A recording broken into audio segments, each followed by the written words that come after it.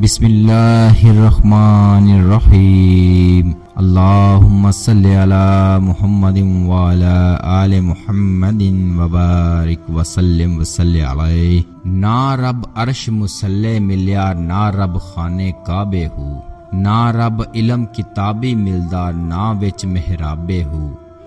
گنگا تیر تھیں مول نہ ملیا مارے پینڈے بے حسابے ہو۔ جد مرشد پھڑیا باہو چھٹے سبے عذابے ہو۔ چونکہ آپ رحمۃ اللہ تعالی فوج چھوڑ کر گئے تھے اور سلطنت دہلی سے آپ رحمۃ اللہ تعالی کا حلیہ مشتہر کیا جا چکا تھا، اس لیے سرکاری اہلکار آپ رحمۃ اللہ تعالی کی تلاش میں تھے۔ ملتان میں آپ رحمۃ اللہ تعالی پہچان لیے گئے اور حاکم ملتان کے سامنے پیش کیے گئے۔ جب ملتان کے حاکم نے حضرت بازید محمد رحمۃ اللہ تعالی کا چہرہ مبارک، لباس اور سواری کی گھوڑی دیکھی تو آپ رحمۃ اللہ تعالی سے بہت متاثر ہوا اور آپ رحمۃ اللہ تعالی کا 2 روپے یومیہ وظیفہ مقرر کیا۔ آپ رحمۃ اللہ تعالی ملتان میں ایک مکان کے اندر تنہائی میں یاد الہی میں مشغول ہو گئے اور بالآخر ولی اللہ اور بارگاہ الہی کے مقبول بندے ہوئے۔ آپ رحمۃ اللہ تعالی کے ملتان میں قیام کے دوران حاکم ملتان اور راجہ مروٹ کے درمیان جنگ چھڑ گئی۔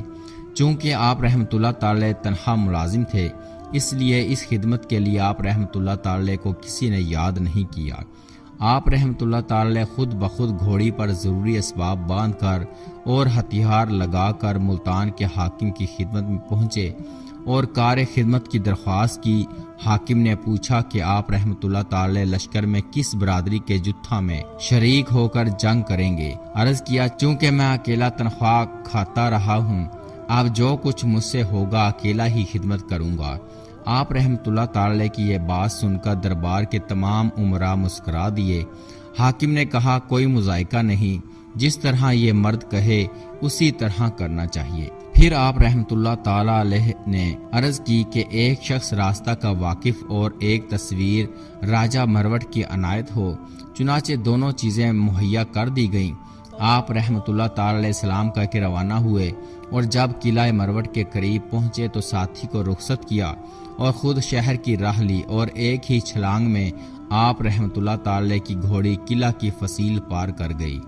قدرت دیکھیے، آپ رحمۃ اللہ تعالی سیدھے راجہ مروٹ کی کچہری میں جا ٹھہرے اور جب درباریوں کی موجودگی میں راجہ کا سر کاٹ کر کربوس سے لٹکے ہوئے توبڑا میں رکھ لیا۔ اس اچانک افطار سے تمام درباریوں پر حالت سکتہ طاری ہو گئی اور کسی کو آپ رحمۃ اللہ تعالی کی طرف بڑھنے کی جرت نہ ہوئی۔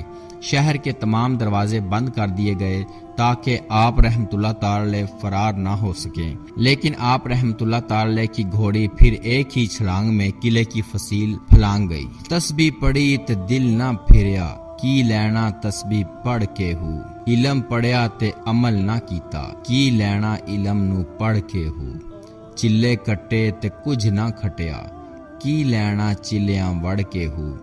جاگ بنا دودھ جم دے ناہی، بھاویں لال ہون کڑ کڑ کے ہو۔ سلطان العارفین سلطان الفقر حضرت سخی سلطان باہو رحمۃ اللہ تعالی کی آنکھوں میں بچپن میں ہی ازلی نور چمک رہا تھا اور پیشانی نور حق سے منور تھی۔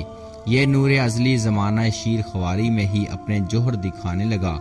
آپ رحمۃ اللہ تعالی کی والدہ ماجدہ عبادت یا ذکر و تصور اس میں اللہ ذات میں محو ہوتی تو اس یقین کے ساتھ کہ یہ معصوم بچہ ان کی عبادت میں حارث نہ ہوگا، اور آپ رحمۃ اللہ تعالی علیہ کا یہ عالم تھا کہ آپ رحمۃ اللہ تعالی بھی محبوب سبحانی حضرت غوث الاعظم رضی اللہ تعالی عنہ کی طرح رمضان المبارک کے دنوں میں دودھ نہیں پیتے تھے۔